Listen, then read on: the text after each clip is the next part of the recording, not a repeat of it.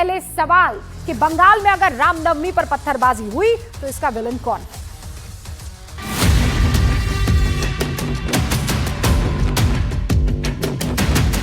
सत्रह तारीख ওটা ওদের দাঙ্গা করার দিন, দাঙ্গা করার দিন, দাঙ্গা করার দিন।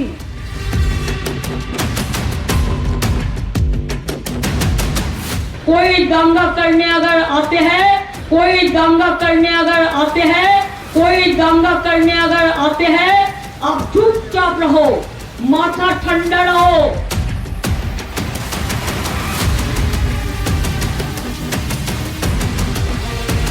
19 तारीखे ভোট, 17 तारीखे दंगा করবে, दंगा করবে, दंगा করবে। सोचिए आप, 24 घंटे हो गए हैं। कल हमने देश नहीं झुकने देंगे में यही तो सवाल उठाया था कि बीजेपी ने मुर्शिदाबाद में राम भक्तों पर पत्थरबाजी का जो आरोप लगाया था उसका सच क्या है। और आज रात 8 बज रहे हैं, कल से आज तक 24 घंटे बीत गए हैं। बंगाल सरकार, बंगाल का प्रशासन, बंगाल की पुलिस 24 घंटे में नहीं बता पाई कि मुर्शिदाबाद का सच क्या है। हम ही ने यह खबर ब्रेक की थी, याद कीजिए। दीदी रोज रोज मीडिया के सामने, पब्लिक के सामने, वोटर्स के सामने रामनवमी पर दंगों का डर दिखा रही थी। वो अब तक ये नहीं बता पाई है कि मुर्शिदाबाद में पत्थरबाजी हुई कि नहीं हुई, रामनवमी के जुलूस पर अटैक हुआ कि नहीं हुआ, पत्थरबाजी हुई तो हमलावरों की पहचान हुई कि नहीं हुई, पत्थरबाजी हुई तो पत्थरबाजों पर एफआईआर हुई कि नहीं हुई, पत्थरबाजों की गिरफ्तारी हुई कि नहीं हुई। इतने ही तो सवालों के जवाब देने हैं ना, हाँ या ना में दे दीजिए दीदी, पर दीजिए तो सही।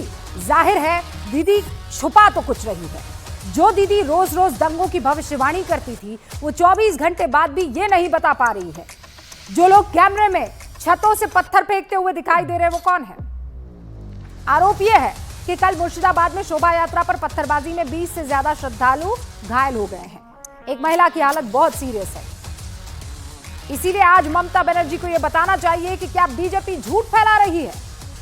क्या मुर्शिदाबाद में पूर्ण शांति थी? और अगर शांति थी तो वीडियो फैलाने वालों पर केस दर्ज क्यों नहीं किया गया? विरोधी तो यही कहेंगे ना कि मुख्यमंत्री ममता बनर्जी सिर्फ दंगों का डर फैलाती है।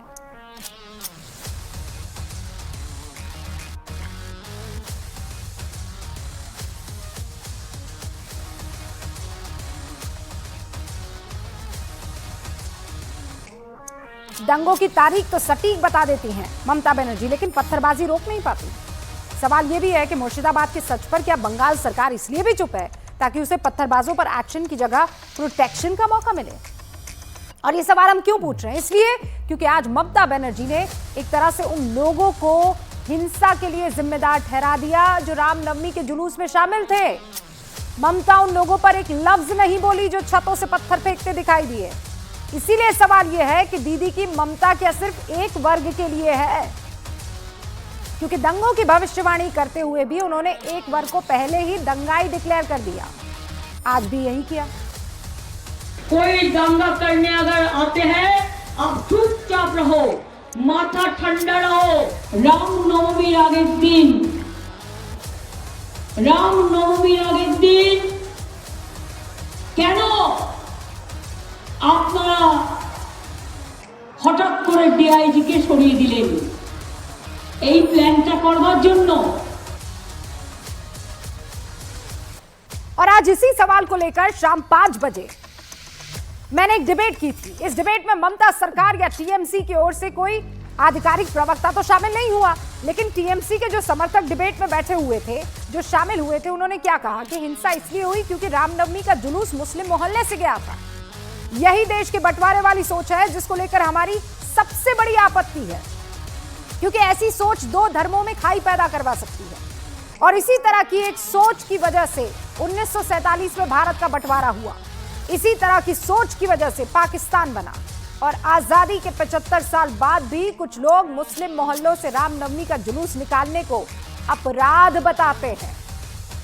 और इसकी वजह है भारत में सेक्युलरिज्म के नाम पर होने वाली राजनीति, जिसे आप सूडो सेक्युलरिज्म कह सकते हैं। और इसी राजनीति की वजह से खुद को सेक्युलर कहने वाली देश की किसी पार्टी ने इस घटना पर आक्रोश नहीं जताया। छतों से पत्थर फेंके जा रहे हैं, किसी सेक्युलर नेता ने नहीं कहा कि रामनवमी पर श्रद्धालुओं पर पत्थरबाजी गलत है, और ना ही किसी में यह कहने की हिम्मत हुई कि तस्वीरें फेक है। इसीलिए हमें और आपको शायद इस सवाल का सटीक जवाब कभी मिल ही ना पाए कि क्या मुर्शिदाबाद के सच को दबाने की कोशिश हुई, क्या छत से पत्थर मारने वालों को बचाने की कोशिश हो रही है, क्या छत से पत्थर मारने वालों की पहचान हो पाएगी, क्या रामनवमी की शोभा यात्रा पर पत्थर मारने की तैयारी पहले से ही थी। क्योंकि ये सवाल इसलिए कि जब ड्रोन वहां से गुजर रहा था तो उन छतों पर वो पत्थर पड़े हुए मिले थे, पत्थर इकट्ठा किए गए थे, ऐसा आरोप लगाया जा रहा है बीजेपी की तरफ से। लेकिन इस सवाल का जवाब भी कोई और नहीं, ममता दीदी को ही देना है कि वो कंस्ट्रक्शन के लिए थे कि किसी और वजह से वो पत्थर वहां इकट्ठे किए गए थे। दांगा करार दिन, दांगा करार दिन।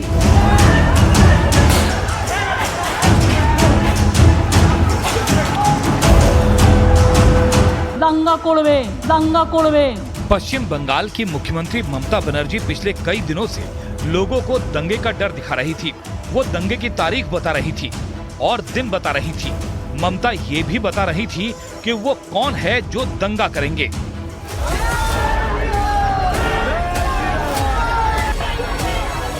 और ममता ने जो कहा वो हुआ भी। दिन भी सही निकला, तारीख भी सही निकली, लेकिन ममता जिस वो का जिक्र कर रही थी वो शायद वो नहीं निकला। रामनवमी के दिन देश भर की तरह पश्चिम बंगाल में भी शोभा यात्राएं निकली। शर्तों के साथ हाईकोर्ट से मिली इजाजत पर राम भक्त अलग अलग इलाकों में रामनवमी के जुलूस में शामिल हुए। भारी सुरक्षा बल का घेरा भी शोभा यात्रा के साथ हर जगह मौजूद रहा। लेकिन देर शाम होते होते ऐसी खबर आई जिसका दावा ममता कई दिनों से कर रही थीं। बीजेपी नेता अमित मालवीय ने सोशल मीडिया पर एक वीडियो पोस्ट करते हुए दावा किया कि पश्चिम बंगाल के मुर्शिदाबाद में शोभा यात्रा के दौरान हिंदुओं पर हमला हुआ।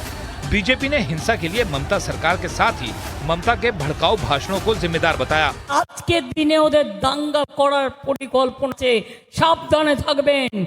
ममता जी ने ऐसा भाषण दिया कि वो प्रोवोक कर रही थी। आपने देखा होगा जो उनके भाषण का स्वर था वो क्या था। वो मुख्यमंत्री हैं, सबको लेकर चलना चाहिए ना।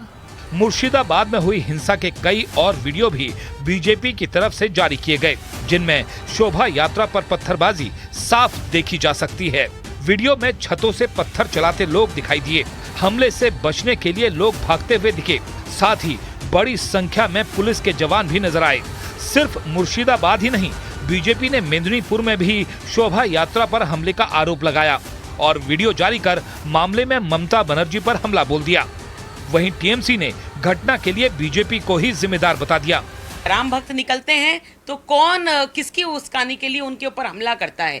तो आप समझ जाइए कि मुख्यमंत्री साफ शब्दों में क्या कहना चाहती थी कि वे आएंगे, आप तैयार रहिए और उन पर आक्रमण करिए। देखिए, वो बेसलेस एलिगेशन है। वो जो करता है भाजपा वालों, वो कंटिन्यूअसली प्रोवोकेशन, वो प्रोवोक कर रहा है, वो इश्यूज बनाना चाहते हैं। शोभा यात्रा पर हमले के खिलाफ बीजेपी कार्यकर्ता सड़क पर भी उतरे। इस दौरान पुलिस वालों से उनकी तीखी नोकझोंक भी हुई। बीजेपी ने मुर्शिदाबाद में शोभा यात्रा पर टीएमसी दफ्तर से पथराव का आरोप लगाते हुए मामले में एनआईए जांच की भी मांग की। ऑब्वियसली हम चाहते हैं कि एनआईए का इंक्वायरी हो, और जैसे इससे पहले जो हमला हुआ था पिछली बार, उसमें एनआईए का इंक्वायरी चल रहा है कोर्ट के आदेश से, उसी को एक्सटेंशन करना चाहिए। रामनवमी पर हिंसा पश्चिम बंगाल में बड़ा चुनावी मुद्दा बनने जा रहा है और इसलिए कोई भी इसको छोड़ने को तैयार नहीं दिखता। यही वजह है कि हिंसा में घायल लोगों से मिलने कांग्रेस नेता अधीर रंजन चौधरी भी पहुंचे, लेकिन उनको विरोध का सामना करना पड़ा। देखिए, बहुत ईमानदारी से आज देश को यह भी सोचना चाहिए कि बंगाल में करीब करीब हर त्योहार पत्थरबाजी की गारंटी क्यों बन गया है। Question mark. बंगाल में रामनवमी पर पत्थरबाजी होती है, दुर्गा विसर्जन पर पत्थरबाजी होती है, सरस्वती पूजा पर पत्थरबाजी होती है, हनुमान जयंती पर पत्थरबाजी होती है। पिछले साल तो रामनवमी पर हुई पत्थरबाजी को लेकर हाईकोर्ट ने ममता सरकार को कड़ी फटकार लगाई थी। कलकत्ता हाईकोर्ट ने क्या कहा था? कहा था कि अचानक हिंसा तब होती है जब लोग चल रहे होते हैं और कोई विवाद आदि होता है। लेकिन आपके राज्य में प्रथम दृष्टिया यह दिखता है कि यह हिंसा पूर्व नियोजित थी। ये मैं नहीं कह रही हूं, कोई और नहीं कह रहा, ये कोर्ट ने कहा है। छतों से पथराव किए जाने का आरोप है। जाहिर है किसी के लिए भी 10 से 15 मिनट के भीतर छत तक पत्थर ले जाना संभव नहीं है। यही वजह है कि बीजेपी को यह आरोप लगाने का मौका मिल रहा है कि दीदी के राज में बंगाल में एक वर्ग के लिए सिचुएशन बांग्लादेश से भी बुरी है, और इसका जवाब दीदी को जितना जल्दी हो सके दे देना चाहिए। अब एक और बड़ी